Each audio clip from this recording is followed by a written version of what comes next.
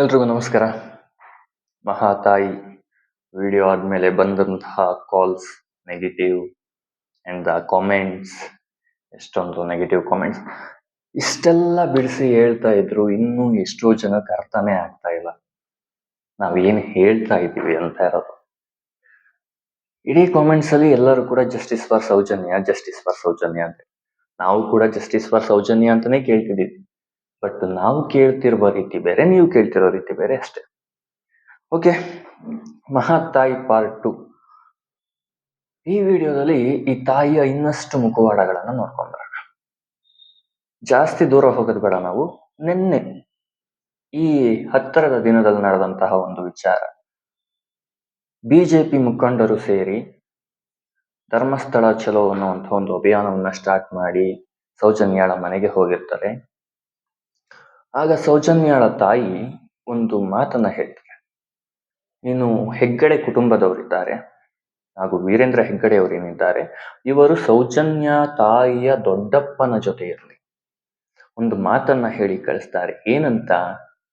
ಇದು ನಮ್ಮ ಮನೆಯಿಂದನೇ ಆದಂತಹ ತಪ್ಪು, ಕ್ಷಮಿಸ್ಲಿಕ್ಕೆ ಹೇಳಿ ನಮ್ಮನ್ನ, ಕೋರ್ಟ್ ಕಚೇರಿ ಅಂತೆಲ್ಲ ಹೋಗೋದು ಬೇಡ ಅಂತೇಳಿ ಏನೋ ಹೇಳಿದ್ರು ಅಂತೇಳಿ ಸೌಜನ್ಯ ತಾಯಿ ಬಿಜೆಪಿ ಮುಖಂಡರಾದಂತಹ ವಿಜಯೇಂದ್ರ ಅವರ ಹತ್ರ ಹೇಳ್ಕೊಂತಾರೆ.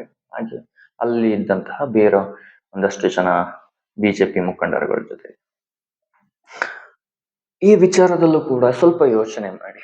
ಅನ್ಯಾಯ ಆಗಿರೋದು ತನ್ನ ಮನೆಯ ಹೆಣ್ಣು ಮಗುವಿಗೆ ಅಂತ ಅಂದಾಗ, ಅದರಲ್ಲೂ ತನ್ನ ಮಗಳ ಮಗಳಿಗೆ ಅಂತ ಅಂದಾಗ, ಯಾವ ಅಜ್ಜ ತನ್ನ ಮೊಮ್ಮಗಳಿಗೆ ಈ ರೀತಿ ಅನ್ಯಾಯ ಆಗಿದೆ, ಇಂಥವ್ರು ಮಾಡಿದ್ದಾರೆ ಅಂತ ಅಂದಾಗ ಯಾವ ಅಜ್ಜ ಸಾಕ್ಷಿ ಹೇಳದೆ ಇರ್ತಾರೆ?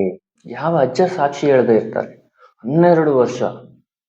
ಅವಾಗ ಅಜ್ಜ ಇದ್ರಲ್ವಾ, ಇವಾಗಿದ್ದಾರೋ ಇಲ್ವೋ ಗೊತ್ತಿಲ್ಲ ನನಗೆ, ಆದ್ರೆ ಅವಾಗ ಇದ್ರಲ್ವಾ, ಅವ್ರು ಸಾಕ್ಷಿ ಹೇಳಲಿಕ್ಕೆ ಏನಕ್ಕೆ ಬರ್ಲಿಲ್ಲ? ಹಂಗಾದ್ರೆ ಯೋಚನೆ ಮಾಡ್ಬೇಕಾಗತ್ತೆ ಕುಸುಮಾವತಿ ಅವರೇ. ಈ ವಿಚಾರವನ್ನ ನಾವು ಏನಕ್ಕೆ ಬರ್ಲಿಲ್ಲ ನಿಮ್ಮ ದೊಡ್ಡಪ್ಪ ಅವರು ಸೌಜನ್ಯ ವಿಚಾರದಲ್ಲಿ ಸಾಕ್ಷಿಯಾಗಿ ಹೇಳಲು?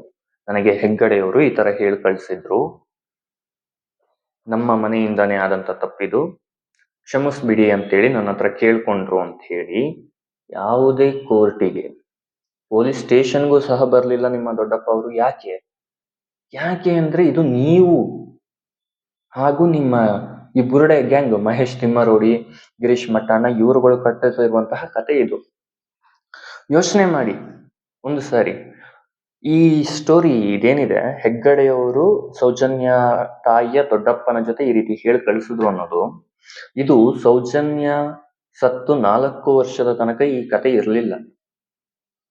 I think 3 years or 4 years ಆದ್ಮೇಲೆ ಕುಡ್ಲಾ ರ್ಯಾಂಪೇಜ್ ಬಂದು ಪುರಂದರಗೌಡರನ್ನ ಒಂದು ಇಂಟರ್ವ್ಯೂ ಮಾಡ್ತಾರೆ.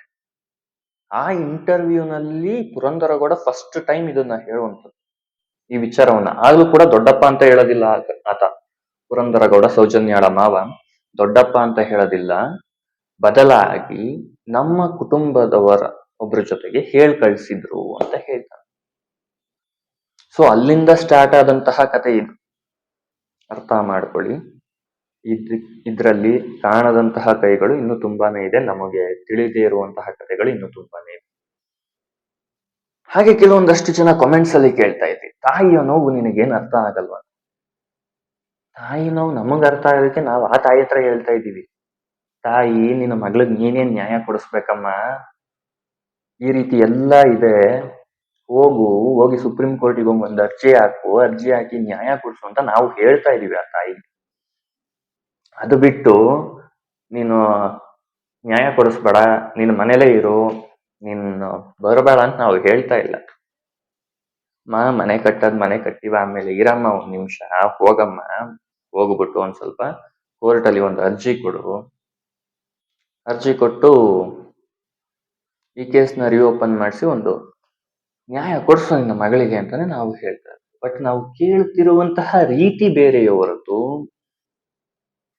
ಸೌಜನ್ಯಾಳಿಗೆ ಅನ್ಯಾಯ ಆಗಬೇಕು ಅಂತ ನಾವ್ ಯಾರು ಕೇಳ್ತಾ ಇಲ್ಲ. ಅರ್ಥ ಆಯ್ತಾ?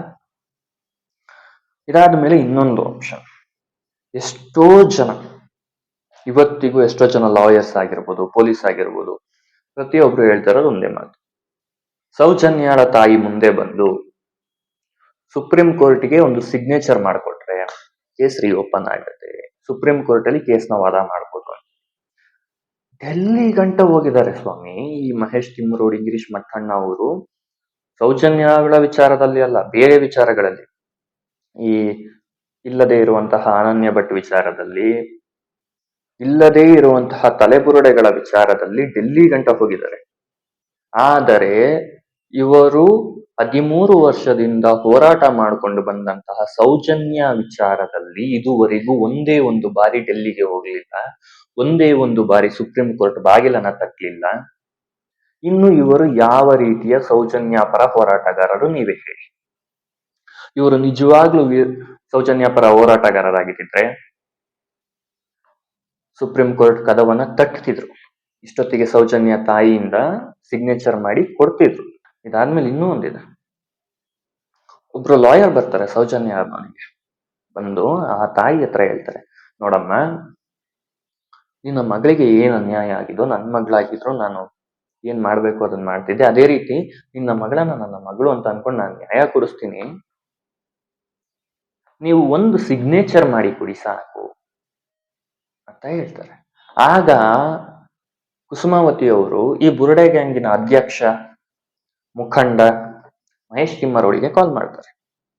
ಕಾಲ್ ಮಾಡಿ, ಈ ತರ ಒಬ್ರು ಲಾಯರ್ ಬಂದಿದ್ದಾರೆ, ಹಿಂಗ್ ಹೇಳ್ತಿದ್ದಾರೆ, ನಾನು ಸೈನ್ ಮಾಡಿ ಕೊಡ್ಲಾ, ನಾನು ಇದಕ್ಕೆ ಒಪ್ಕೊಳ್ಳ, ಇವರು ನ್ಯಾಯ ಕೊಡಿಸ್ತೀನಿ ಅಂತಿದ್ದಾರೆ, ನಾನು ಇದಕ್ಕೆ ಒಪ್ಕೊಳ್ಳ ಅಂತ ಅಂದಾಗ ಮಹೇಶ್ ಶೆಟ್ಟಿ ತಿಮ್ಮರೋಡಿ ಹೇಳ್ತಾರೆ, ಬೇಡ ಬೇಡ ಬೇಡ, ಅವ್ರು ಏನು ಬಂದಿದ್ದಾರೆ ಅವ್ರು ನಂಗೆ ಕಳಿಸ್ಬಿಡಿ, ಅವರಿಂದ ನಮಗೆ ನ್ಯಾಯ ಸಿಗತ್ತಿಲ್ಲ, ಅವ್ರು ನಮಗೆ ನ್ಯಾಯ ಕೊಡ್ಸೋದೇ ಬೇಡ, ನಾವೇ ನಮ್ಮ ನ್ಯಾಯವನ್ನ ನಾವೇ ತಗೊಳ್ತೀವಿ. ಹೆಂಗೆ ಇದು? ನಿಮ್ಮ ನ್ಯಾಯವನ್ನು ನೀವ್ ಹೆಂಗ್ ತಗೊಳ್ತೀರಾ? ಕೋರ್ಟ್ ಕೊಡ್ಬೇಕಾಗಿರೋದು ಕೋರ್ಟು, ಇವ್ರ ನ್ಯಾಯ ಇವರೇ ತಗೊಂಡ್ಬಿಡ್ತಾರಂತೆ. ಮಹೇಶ್ ಶೆಟ್ಟಿ ತಿಮ್ಮರೋಡಿ ಜಡ್ಜ್ಗಳು ಜಂಕೊಂಡ್ಬಿಟ್ರ ನೀವೇನಾರು? ಯೋಚನೆ ಮಾಡಬೇಕಾಗುತ್ತೆ, ಸ್ವಲ್ಪ ಯೋಚನೆ ಮಾಡಿ. ಇನ್ನೂ ಈ ಬುರುಡೆ ಗ್ಯಾಂಗು ಹೇಳ್ತಿರೋದನ್ನ ನಿಜ ಅಂತ ನಂಬರು ಸ್ವಲ್ಪ ಯೋಚನೆ. ನಿಜವಾಗ್ಲೂ ಸೌಜನ್ಯ ಪರ ಹೋರಾಟಗಾರ ಯಾರು ಗೊತ್ತಾ? ಆ ತಾಯಿಗೆ, ಅಮ್ಮ ನೀನ್ ಒಂಚೂರು ಸುಪ್ರೀಂ ಕೋರ್ಟ್ ಸೈನ್ ಮಾಡಿ ಕೊಡಮ್ಮ, ಒಂದೊಂದು ಅರ್ಜಿಗೆ ಸೈನ್ ಮಾಡಿ ಕೊಡಿ ಅಮ್ಮ, ಕೇಸ್ ರೀಓಪನ್ ಆಗುತ್ತೆ ಅಂತ ಹೇಳ್ತಿದಾರೆ ನೋಡಿ, ಅವ್ರುಗಳು ಸೌಜನ್ಯ ಪರ ಹೋರಾಟಗಾರರು. ನಾವು ನಿಂತ್ಕೊಳ್ತೀವಿ, ಬೇಕಿದ್ರೆ ನಿಮ್ಮ ಜೊತೆಗೆ ಸಾಕ್ಷಿ ಇದೆಯಾ ಹೇಳ್ಬಿಡಿ, ಬಂತೀವಿ, ನಾವು ನಿಂತ್ಕೊಳ್ತೀವಿ ಅಂತ ಅವರು ಸೌಜನ್ಯ ಪರ ಹೋರಾಟಗಾರರು. ಸೌಜನ್ಯ ಪರ ಹೋರಾಟಗಾರರು ಧರ್ಮಸ್ಥಳದ ವಿರುದ್ಧವಾಗಿ ಮಾತಾಡಬೇಕು ಅಂತ ಒಂದು ಸರ್ಕಲ್ ಹಾಕೊಂಡ್ಬಿಟ್ಟಿದ್ದಾರೆ ನಿಮ್ಮೊಳಗಡೆ. ಧರ್ಮಸ್ಥಳದ ಪರವಾಗಿ ಮಾತನಾಡ್ತಿರೋದು ಅಲ್ಲಿರುವಂತಹ ಮಂಜುನಾಥನ, ಇವರೇನು ಜೆಸಿಪಿ ತಗೊಂಡು ನುಗ್ಗಿಸ್ಬಿಡಿ ಅಲ್ಲಿಗೆ ಅಂತಂದ್ರಲ್ಲ, ಅದು ಆಗಬಾರದು. ದೇವಸ್ಥಾನ ಬೇಕು, ದೇವಸ್ಥಾನ ಇರಬೇಕು ಅನ್ನೋ ಕಾರಣಕ್ಕೆ ಧರ್ಮಸ್ಥಳದ ಪರವಾಗಿ ಮಾತನಾಡ್ತಾ ಈ ಕಡೆ ಸೌಜನ್ಯಾಳಿಗೆ ನ್ಯಾಯ ಸಿಗಬೇಕು ಅಂತ ಹೇಳಿ, ಬನ್ನಿಮ್ಮ ಅರ್ಜಿ ತಗೋಬನ್ನಿ, ಒಂದು ಸೈನ್ ಹಾಕಿ ಅಂತ ಹೇಳ್ತಾರೆ. ಆದ್ರೆ ಈ ತಾಯಿ ಇದುವರೆಗೂ ಒಂದು ಸಾರಿ ಬರ್ಲಿಲ್ಲ. ಒಂದು ಸಾರಿ ಯೋಚನೆ ಮಾಡಿ, ಆ ತಾಯಿ ಬೇರೆ ಎಲ್ಲೂ ಬರೋದಿಲ್ಲ. ಮಹೇಶ್ ಶೆಟ್ಟಿ ತಿಮ್ಮರೋಡಿ, ಗಿರೀಶ್ ಮಟ್ಟಣ್ಣ ಹೇಳಿದಂತಹ ಜಾಗಕ್ಕೆ ಬರ್ತಾರೆ, ಫಂಕ್ಷನ್ಗಳಿಗೆ ಅಟೆಂಡ್ ಆಗ್ತಾರೆ, ಮೀನ್ಸ್ ಸ್ಟೇಜ್ ಫಂಕ್ಷನ್ಸ್ಗಳಿಗೆ ಅಟೆಂಡ್ ಆಗ್ತಾರೆ, ಭಾಷಣ ಮಾಡ್ತಾ ಹೇಳ್ತಾರೆ, ಸರಿಗೊಡ್ಡಿ ಕೇಳ್ತಾರೆ, ನನ್ನ ಮಗಳಿಗೆ ನ್ಯಾಯ ಕೊಡಿಸಿ ಅಂತೇಳಿ. ಯಾವುದೇ MLA, MP, ಮಿನಿಸ್ಟರ್ಸ್ ಕೂಡ ಹತ್ರಕ್ಕೆ ಹೋದ್ರು ಕೂಡ ನನ್ನ ಮಗಳಿಗೆ ನ್ಯಾಯ ಕೊಡಿಸಿ ಅಂತ ಸರಿಗೊಡ್ಡು ಬೀಳ್ತಾ ಅಳ್ತಾರೆ. ಇಷ್ಟು ಅಳೋರು, ಇಷ್ಟೆಲ್ಲ ತನ್ನ ನೋವನ್ ಇರುವಂಥವ್ರು ಒಂದೇ ಒಂದು ಸಿಗ್ನೇಚರ್ ಯಾಕೆ ಮಾಡ್ತಿಲ್ಲ ಕುಸುಮಾವತಿ ಅವರೇ? ಇದಕ್ಕೆ ನಿಮ್ಮಿಂದ ಇಡೀ ಕರ್ನಾಟಕಕ್ಕೆ ಆನ್ಸರ್ ಬೇಕಾಗಿದೆ. ನಾಟ್ ಓನ್ಲಿ ಕರ್ನಾಟಕ, ಇದೀಗ ನ್ಯಾಷನಲ್ ನ್ಯೂಸ್ ಆಗಿರೋದ್ರಿಂದ ಇಡೀ ಇಂಡಿಯಾಗೆ ಇದಕ್ಕೆ ಆನ್ಸರ್ ಬೇಕಾಗಿದೆ. ಅಷ್ಟಂತ ಕಷ್ಟ ಏನಿದೆ ನಿಮಗೆ? ಒಂದು ಸಿಗ್ನೇಚರ್ ಮಾಡ್ಕೊಡದೆ ಇರುವಂತಹ ಕಷ್ಟ ಏನಿದೆ ನಿಮಗೆ? ಅರ್ಥ ಮಾಡ್ಕೊಳ್ಳಿ, ಕಷ್ಟ ಏನೆಲ್ಲ ಇರ್ಬೋದಲ್ಲ. ಯಾಕೆಂದ್ರೆ ಲಾಯರ್ ಬಂದು ನ್ಯಾಯ ಕೊಡಿಸ್ತೀನಿ ಅಂತ ಅಂದಾಗ್ಲೇ ಮಹೇಶ್ ಶೆಟ್ಟಿ ತಿಮ್ಮರೋಡಿ ಬೇಡ ಅಂದ್ರು. ಇನ್ ಇವಾಗ ಸಿಗ್ನೇಚರ್ ಮಾಡ್ಕೊಡ್ತೀನಿ ಅಂದ್ರೆ ಬಿಡ್ತಾರ ಮಹೇಶ್ ಶೆಟ್ಟಿ ತಿಮ್ಮರೋಡಿ? ಬೇಡ ಬೇಡ ಬೇಡ, ಅವರೇ ಇರ್ತಾರೆ, ಅವರೇ ಮೂಲತಃ ಕಾರಣ. ಇಲ್ಲಿ ಕುಸುಮಾವತಿಯವರು ಅವರ ಮಗಳಿಗೆ ನ್ಯಾಯ ಕೊಡಿಸ್ಲಿಕ್ಕೆ ಆಗದೆ ಇರುವಂತಹ ಮೂಲ ಕಾರಣ ಏನಕ್ಕೆ ಅಂತ ಅಂದ್ರೆ ಈ ಮಹೇಶ್ ಶೆಟ್ಟಿ ತಿಮ್ಮರೋಡಿ ಹಾಗೂ ಗಿರೀಶ್ ಮಟ್ಟಣ್ಣನವರಿಂದಾನೆ. ಏನಕ್ಕೆ ಅಂದ್ರೆ ಯಾರೇ ಒಬ್ರು ಇದಕ್ಕೆ ನಾವು ನ್ಯಾಯ ಕೊಡಿಸ್ತೀವಿ ಅಂತ ಬಂದ್ರು ಕೂಡ ಅವರನ್ನ ಹತ್ರಕ್ಕೆ ಸೇರಿಸ್ಕೊಳ್ಳಲ್ಲ, ತಳ್ಳು ಬಿಡ್ತಾರೆ. ನಾವೇ ಕಂಡ್ಕಂತೀವಿ ನಮ್ ನ್ಯಾಯ ಅಂತಾರೆ. ಇವ್ರಿಗೆ ನ್ಯಾಯ ಯಾವ ರೀತಿ ಸಿಗಬೇಕು? ನ್ಯಾಯ ಯಾವ ರೀತಿ ಅಂತ ಅಂದ್ರೆ ಮಹೇಶ್ ಶೆಟ್ಟಿ ತಿಮ್ಮರೋಡಿ ಅವರ ಲೆಕ್ಕಾಚಾರದಲ್ಲಿ ಧರ್ಮಸ್ಥಳದ ದೇವಸ್ಥಾನವನ್ನ ಹುಂಟಿಸ್ಬೇಕು, ಅಣ್ಣಪ್ಪ ಸ್ವಾಮಿ ದೇವಸ್ಥಾನವನ್ನ ಹುಂಟಿಸ್ಬೇಕು, ಬೆಟ್ಟವನ್ನ ನೆಲಸಮ ಮಾಡಬೇಕು, ಅಲ್ಲಿರುವಂತಹ ಜೈನರನ್ನ ಎಲ್ಲರನ್ನು ಓಡಿಸ್ಬೇಕು. ಆ ಜಾಗದಲ್ಲಿ ತಂದು ಒಂದು ದೊಡ್ಡ ಮಸೀದಿಯನ್ನು ಅಥವಾ ಇನ್ನೊಂದೋ ಮತ್ತೊಂದೋ ನಿಲ್ಲಿಸ್ಬೇಕು. ಅವಾಗ ಈ ಮಹೇಶ್ ಶೆಟ್ಟಿ ತಿಮ್ಮರೋಡಿಗೆ ಗಿರೀಶ್ ಮಟ್ಟಣ್ಣನವರಿಗೆ ನ್ಯಾಯ ಸಿಗುತ್ತೆ. ಅಲ್ಲಿ ತನಕ ಸೌಜನ್ಯಗೆ ನ್ಯಾಯ ಸಿಗುವುದಿಲ್ಲ. ಆದರೆ ಆ ದಿನ ಆ ತರ ಆಯ್ತು ಅಂದ್ರೆ ಆ ದಿನ ಸೌಜನ್ಯಾಳಿಗೆ ನ್ಯಾಯ ಸಿಕ್ತು ಅಂತೇಳಿ ಇದೇ ಗಿರೀಶ್ ಮಟ್ಟಣ್ಣ, ಇದೇ ಮಹೇಶ್ ತಿಮ್ಮರೋಡಿ ಹೇಳ್ತಾರೆ. ಇದಂತೂ 100% ನಿಜ. ಆ ರೀತಿ ಆಗುವುದನ್ನ ನಾವು ತಡಿತಿದೀವೋ ಹೊರತು ಸೌಜನ್ಯಾಳಿಗೆ ನ್ಯಾಯ ಸಿಗಬಾರ್ದು ಅಂತಲ್ಲ. ಓಕೆನಾ? ಸ್ವಲ್ಪ ಅರ್ಥ ಮಾಡ್ಕೊಳ್ಳಿ. ಮಹೇಶ್ ಶೆಟ್ಟಿ ಅವರ ಹಾಗೂ ಗಿರೀಶ್ ಮಟ್ಟಣ್ಣನವರ ತಾಳಕ್ಕೆ ಕುಣಿಯುವುದನ್ನು ಬಿಟ್ಟು ಕುಸುಮಾವತಿಯವರೇ, ನಿಮಗೆ ನಿಜವಾಗಲೂ ನಿಮ್ಮ ಮಗಳಿಗೆ ನ್ಯಾಯ ಬೇಕು ಅಂತ ಇದ್ದರೆ ನೀವು ಯಾವಾಗ ಈ ಬುರುಡೆ ಗ್ಯಾಂಗ್ ಅನ್ನ ಬಿಟ್ಟು ಹೊರಗೆ ಬರ್ತೀರ ನೋಡಿ, ಅವತ್ತು ನಿಮ್ಮ ಮಗಳಿಗೆ ನ್ಯಾಯ ಸಿಗುತ್ತೆ. ಅಲ್ಲಿಯವರೆಗೂ ನಿಮ್ಮ ಮಗಳಿಗೆ ನ್ಯಾಯ ಸಿಗುವುದಿಲ್ಲ. ಏನಕ್ಕಂದ್ರೆ ಈ ಮಹೇಶ್ ಶೆಟ್ಟಿ ತಿಮ್ಮರೋಡಿ ಹಾಗೂ ಗಿರೀಶ್ ಮಟ್ಟಣ್ಣನವರು ಬಿಡುವುದಿಲ್ಲ. ಏನಕ್ಕಂದ್ರೆ ಸೌಜನ್ಯಾಳ ಈ ಕೇಸನ್ನ ಬಿಟ್ರು ಅಂತ ಅಂದ್ರೆ ಇವರ ಗುರಿ ಏನಿದೆಯಲ್ಲ, ಅಲ್ಲಿ ದೇವಸ್ಥಾನವನ್ನು ಕೆಡವುವುದು ಹಾಗೂ ಇವರ ಆಸ್ತಿಯನ್ನು ವಿಸ್ತಾರ ಮಾಡೋದು, ಇದು ನಡೆಯೋದಿಲ್ಲ. ಹಾಗಾಗಿ ಇವರು ಸೌಜನ್ಯಾಳಿಗೆ ನ್ಯಾಯ ಸಿಗಕ್ಕೆ ಬಿಡೋದಿಲ್ಲ. ಅವರಿಗೆ ನಿಮಗೆ ನ್ಯಾಯವನ್ನು ಸಮೇತ ಕೊಡಿಸೋದಿಲ್ಲ. ಯಾವಾಗ ಈ ಬುರುಡೆ ಗ್ಯಾಂಗ್ ಬಿಟ್ಟು ಬರ್ತೀರಾ ನೋಡಿ, ಅವಾಗ ನಿಮಗೆ ನ್ಯಾಯ ಸಿಗುತ್ತೆ. ನಮಸ್ತೆ.